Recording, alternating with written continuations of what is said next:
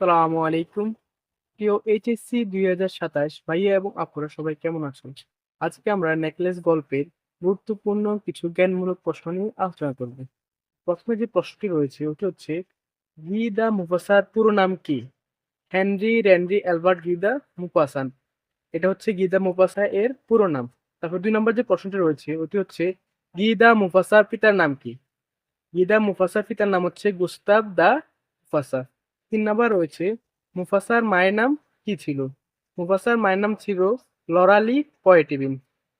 ৪ নাম্বারে রয়েছে, কত সালে মুফাসা একটি নিম্ন মাধ্যমিক স্কুলে ভর্তি হন? উত্তর ১৮৬৭ সালে।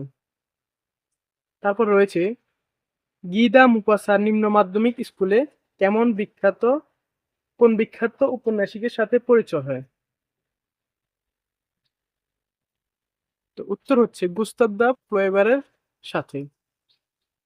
তো নিম্ন মাধ্যমিক স্কুলে কার সাথে পরিচয় হন? গুস্তাভ ফ্লোয়েবারের সাথে। ৬ নম্বর প্রশ্নটি হলো, নেকলেস গল্পটি কত সালে ফরাসি পত্রিকায় প্রকাশিত হয়?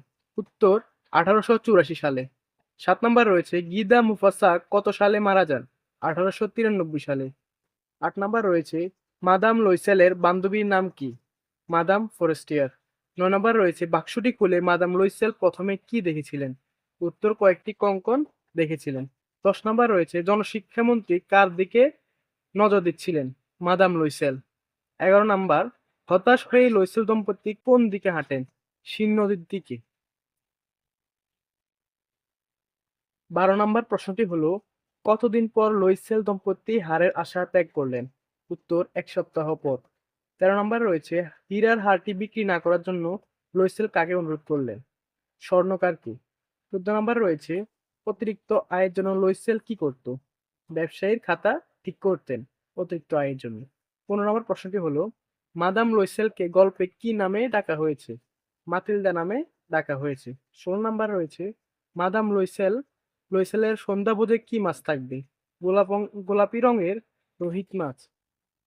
১৭ নাম্বার রয়েছে, কার গৃহে লয়সেল দম্পতি নিমন্ত্রণ পান? উত্তর জনশিক্ষামন্ত্রীর গৃহে।